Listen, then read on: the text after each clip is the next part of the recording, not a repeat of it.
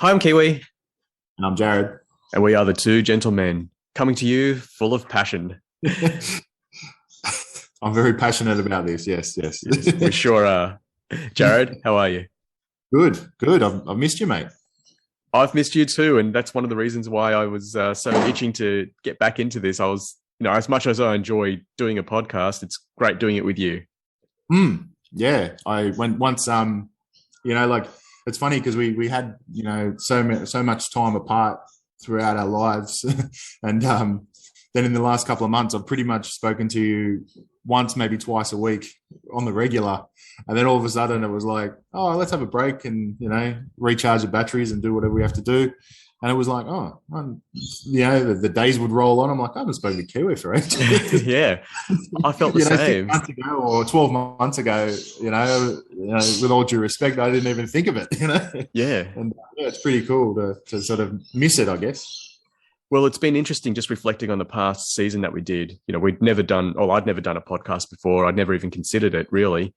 And then firstly, that first episode was us two sitting in the garage together. I hadn't actually seen you for years. It wasn't a stunt. That really was the first time we'd seen each other. Yes. And then from there, we just evolved and became so comfortable, and we actually got to know each other again. And now it's just like we've just picked up from where we were as teenagers, really. Pretty awesome, eh? Yeah. But it's good. It's cool because we get to, learn this gap that we've missed in our lives. We're actually like speaking and as like, oh, wow, you've done that. Or, there's little bits that we've just missed. Yeah, exactly. So whilst we've got our early years that we spent together, we've got 10 years worth of, or for arguments, 10 years worth of stuff that we're learning about each other again, which is pretty cool. Yeah, for sure. Look, one of the reasons why I really, really wanted to talk to you again, well, actually to start the podcast again after having our break, was we touched base shortly after we finished up season one. And just the way you were on the phone, you were just, just to put this in context, we're 41-year-old men, and, a lot of people kind of check out at this point. They're just like, they've got their lives sorted. They've done everything they want to do. And now it's just really just filling in the time until they hit retirement. But the conversation I had with you, you were just so full of beans, and it's really infectious when you speak to a person who's passionate.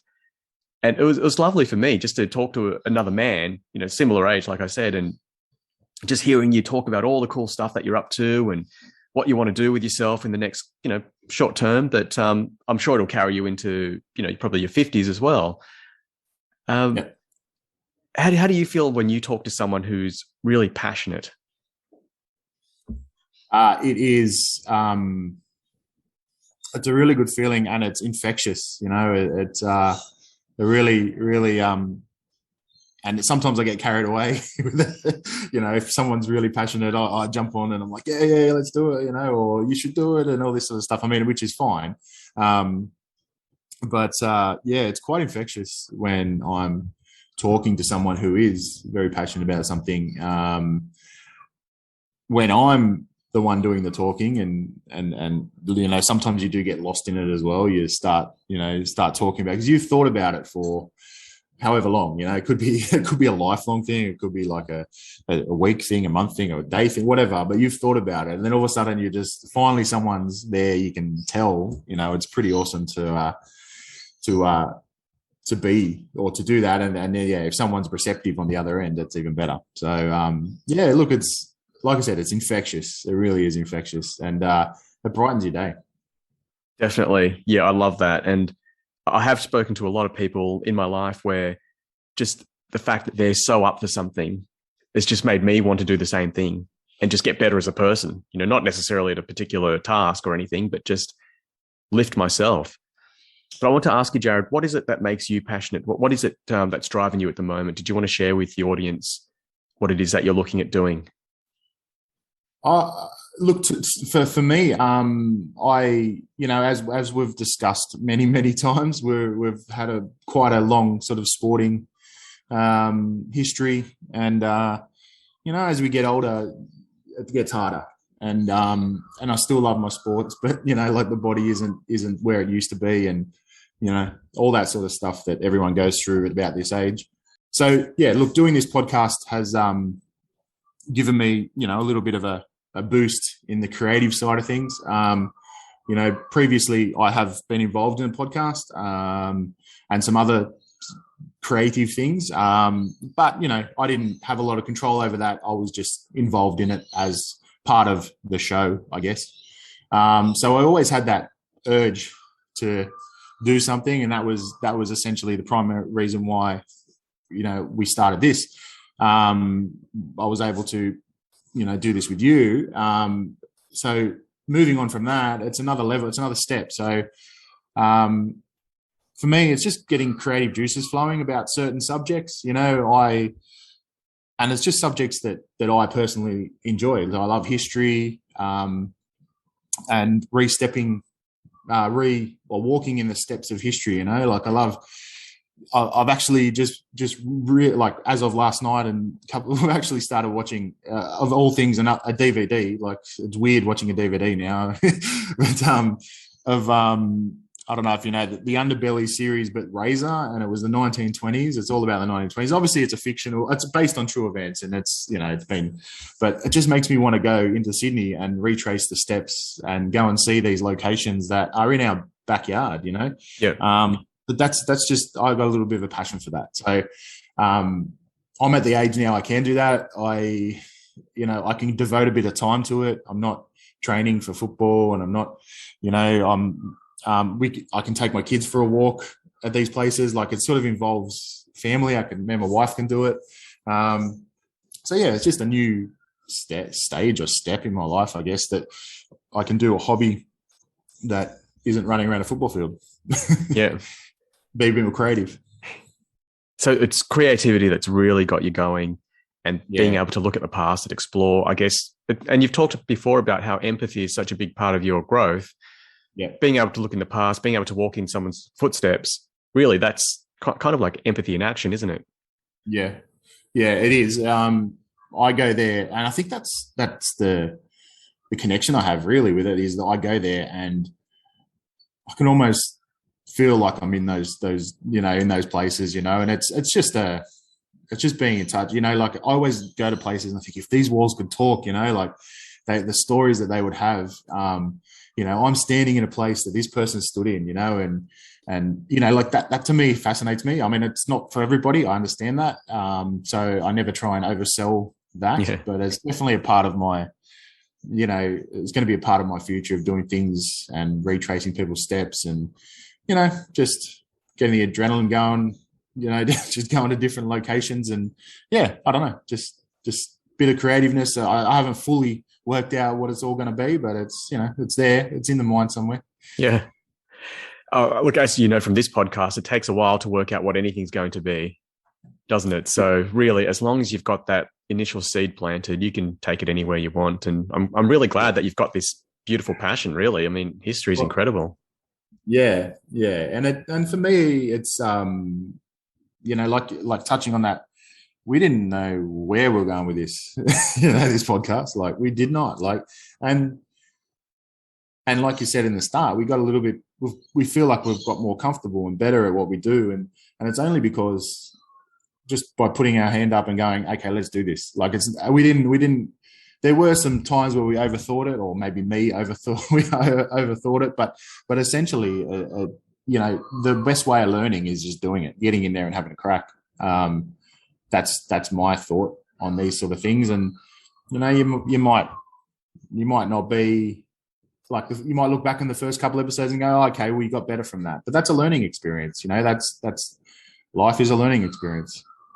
Yep. That's a really good point. It's the passion that gets you in there in the first place. It's the thing that opens the door. And then from there, it's a feeling out process, and you'll work it out. Your passion will sustain you to a point.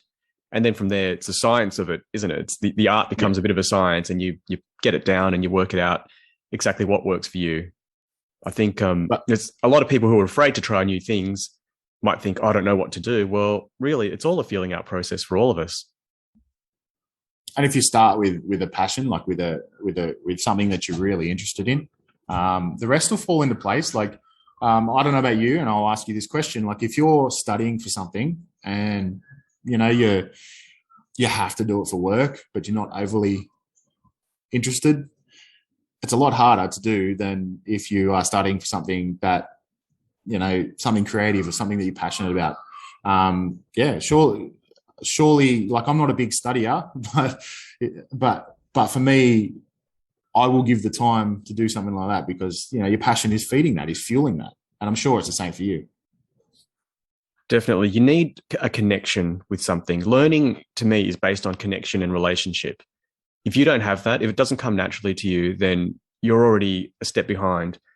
And what I experienced at school was that you're expected to find the connection yourself.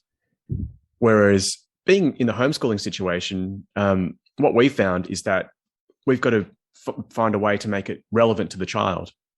Really, it's like, a kid from the country knows so much more than I do about the land.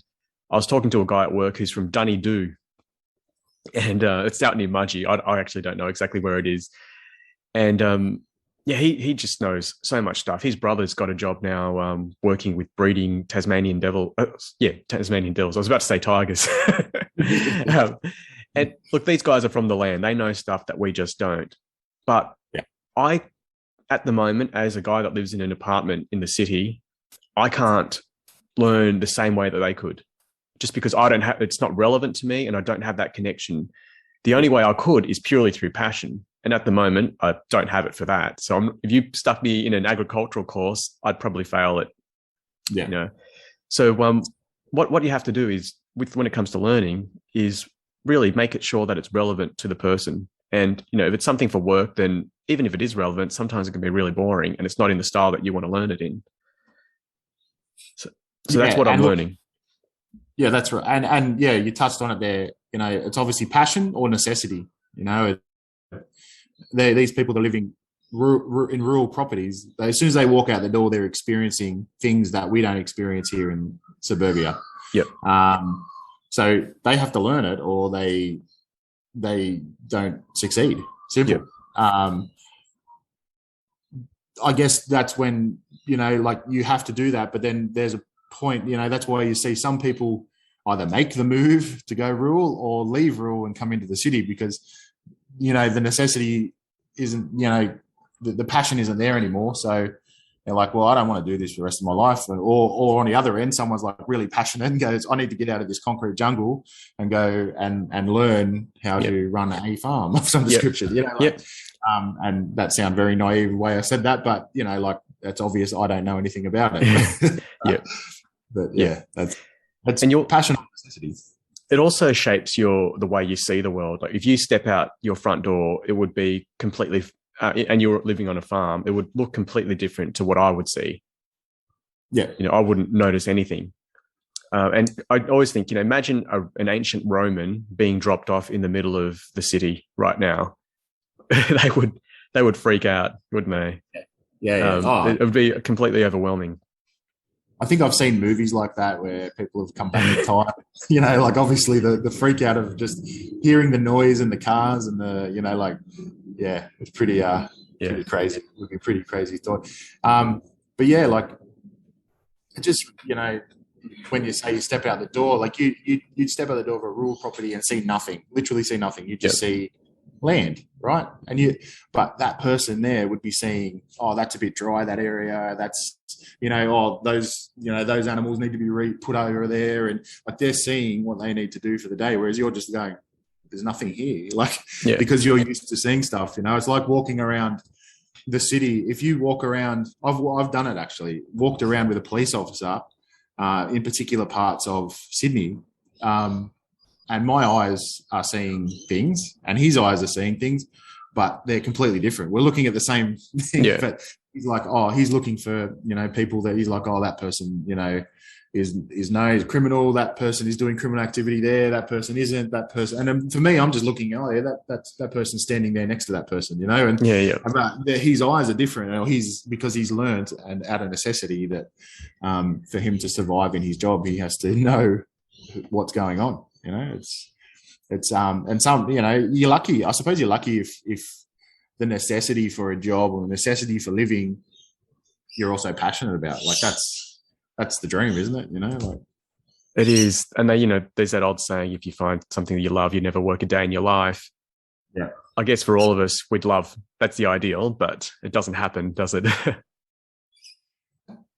For a lot of us, it doesn't. And yeah, it's uh, like a lot of us go through life just doing something they have to do to pay the bills. And I guess the only thing I can really say to that is try and find something out in there that you're passionate about, or on the side, find a hobby that you're passionate about, because, you know, I think, like we said, it's contagious. It's, you know, when you're passionate about something, you know, you bring that home to your situation at home.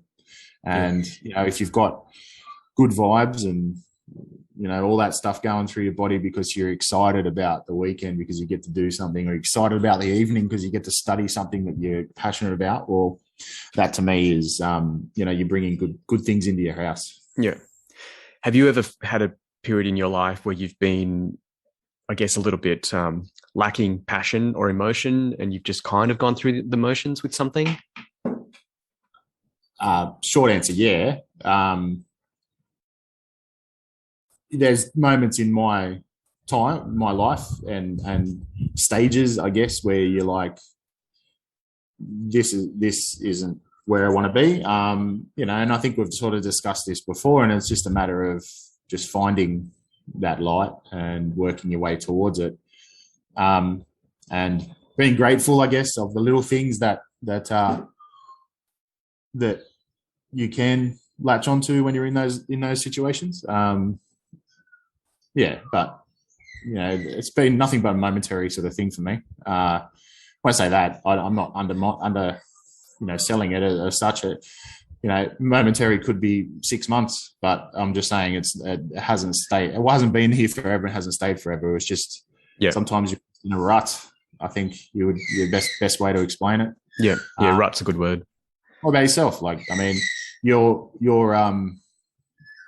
you've been doing your job for a long time. You've been, you know, plodding along, doing things, and you know, you've been homeschooling. Your life's quite rich, you know, like, you know, but there has to be moments maybe where you've gone, oh, you know, I need to change this up a little bit, or maybe there isn't. I don't know. Yeah, look, I think thanks for describing my life as rich, because that's how I feel. I'm very lucky. I've got a lot going on. For me, it's always been about mental stimulation. So, you know, since I was very young, I've always tried to figure things out.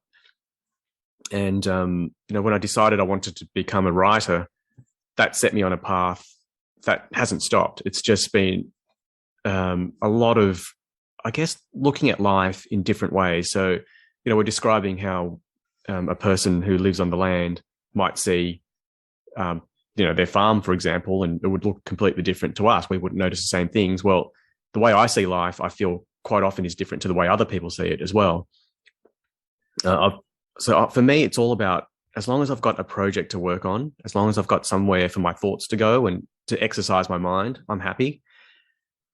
And then I won't fall into a rut. So I wrote a novel, which was the most rewarding experience of my life. Like the things I learned from that, not just about myself, not just about writing, but about all of life, I couldn't have got from anywhere else. Like if you told me there's a 4-year course you can do and you come out of it this rich, I would have been like, sign me up, you know, I'll pay for that.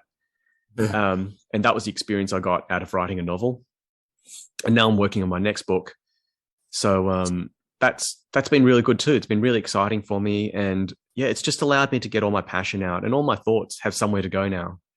Like you said before, you know, with my son being a garbo, he could, you know, be in a truck for, you know, 12-hour shift or something, and he's going to have a lot of thoughts. And it's nice for those thoughts to go somewhere and to be able to share them with people. So for me, that's where my passion comes from, writing it inevitably to share with others. That's the whole point of it. That's good. That's awesome. That's, you know, it shows that if you have that, and I'm not downgrading it by calling it a hobby, but if you have that kind of, you know, that's something to do, and let's call it a hobby for lack of better words, but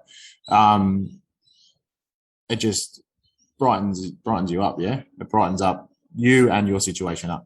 Yeah, look, there's a lot of pillars to life. There's a lot of things that you need to sustain a meaningful life, and purpose is the biggest, of course. And for us, it's, you know, hobbies. That's how we describe it in the I guess, the developed world, if we were cavemen still, you wouldn't say, oh yeah, it's my hobby to go out and hunt. Well, you're hunting for survival. Yeah. I was chatting to one of our best friends the other day, and he's got a really good job, but he's definitely lost the passion for it.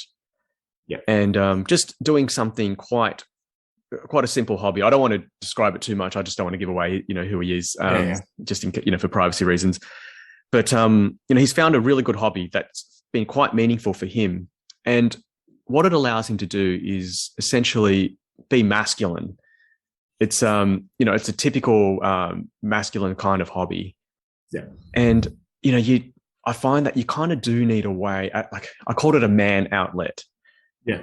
Yeah. Because we're animals and we want to act on certain instincts, and we're not going out and killing animals anymore. You're going down to the local supermarket or butcher to buy your meat. So, you don't get that evolutionary thrill that, you would normally get. Yeah. We don't have that.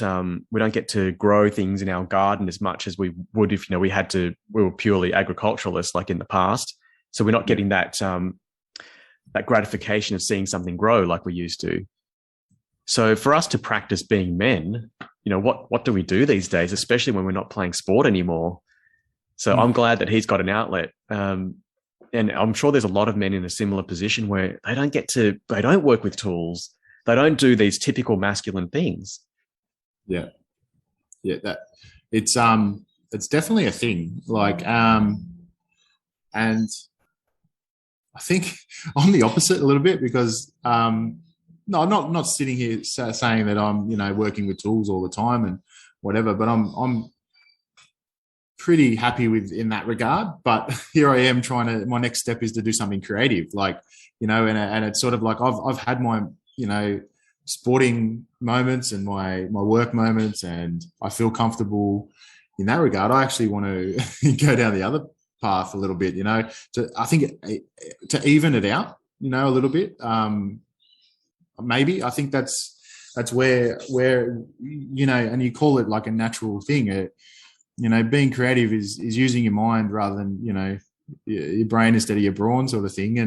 And I've gone through, best part of my life being, physical and I'm at the point now where, okay, I always thought I was a bit, I wasn't just a big set of shoulders, like it's nice to know that I've got a brain in there somewhere, even though it's probably been beaten up a little bit.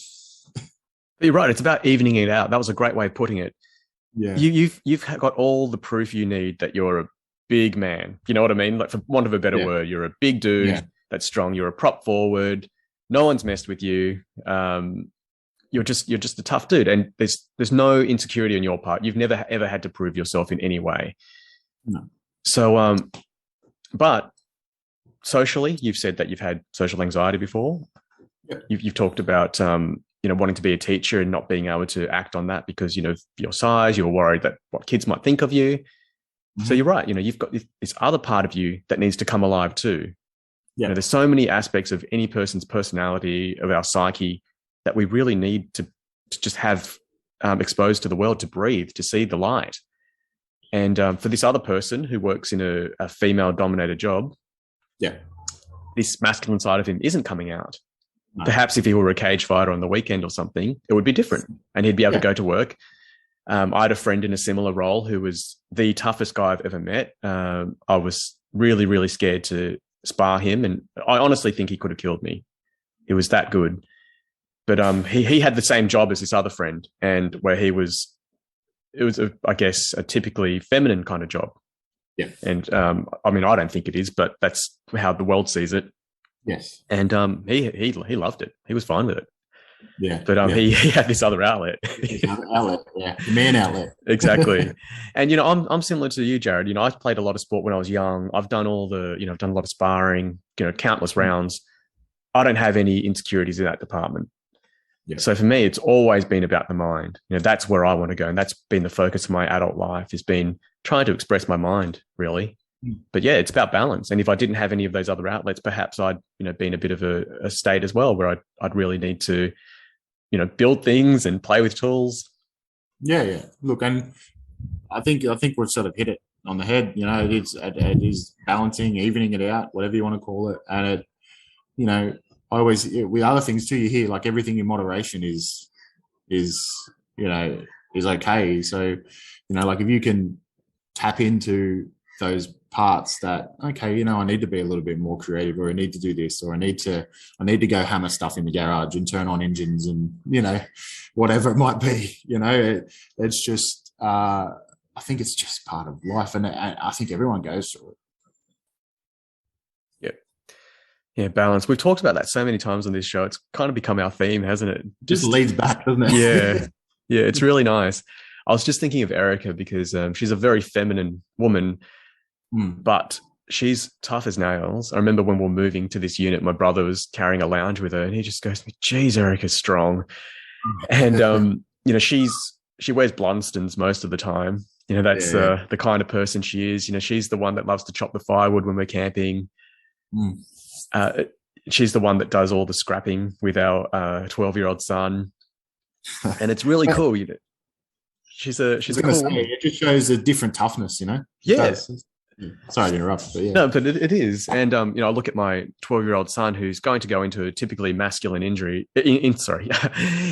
going into a typical masculine industry with the waste industry, driving a garbage truck, picking up bins, all that sort of stuff, coming out smelly.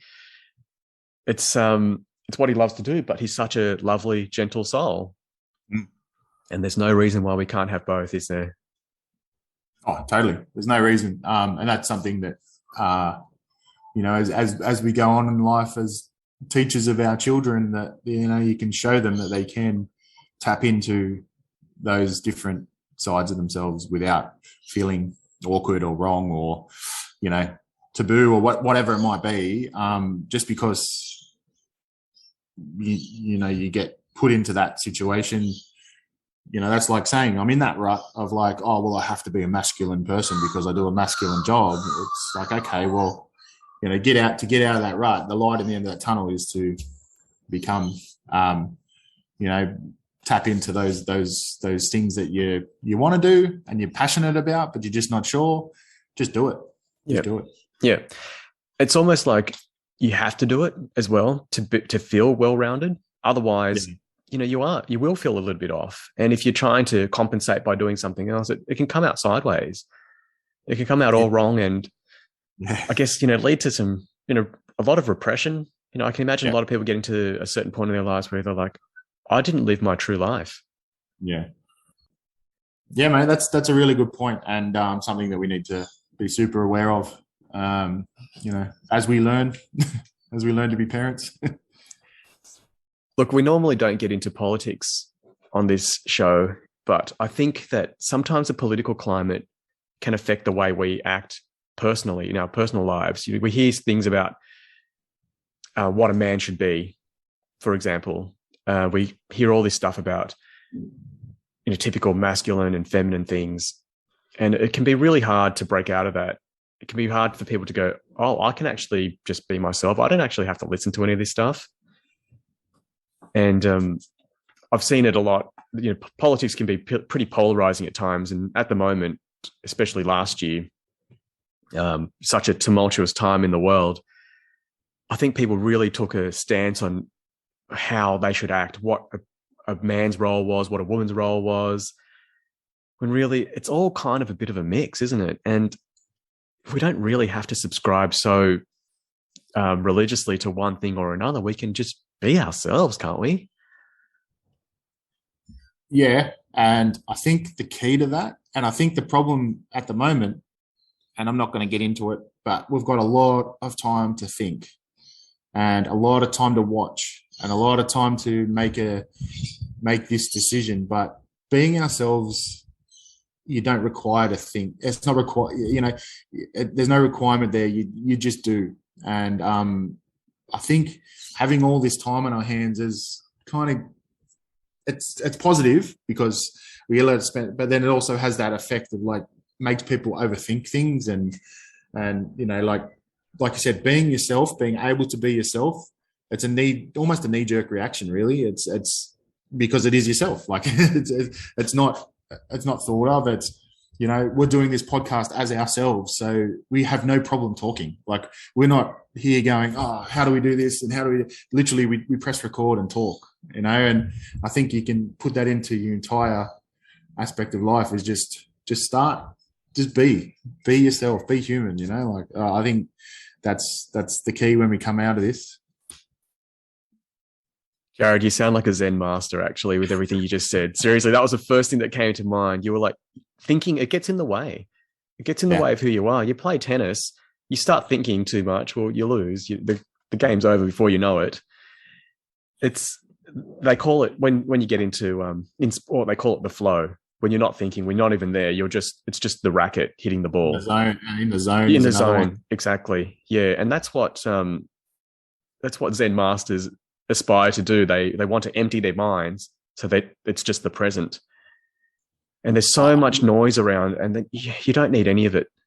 No, totally. It's just, you know, I refer back to a dark time in rugby league, as I put it, maybe a couple of years ago, where it was like the game was just so set up for plays that are already predetermined. You know, defenses knew where players were going, and essentially the only time teams would score a try is if a defense fell over, or it was literally like a mistake. You know, like they knew where to go.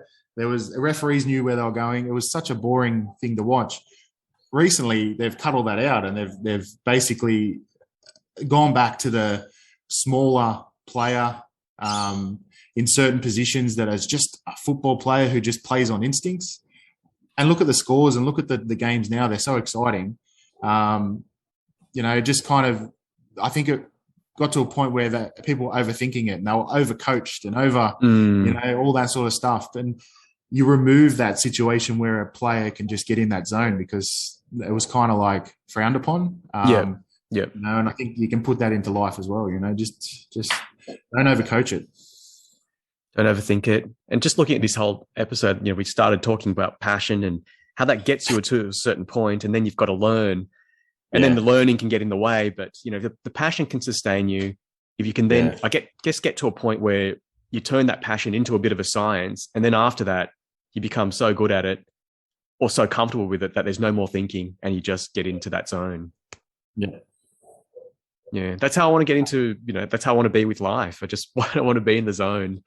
Yeah, and it should be easy on paper.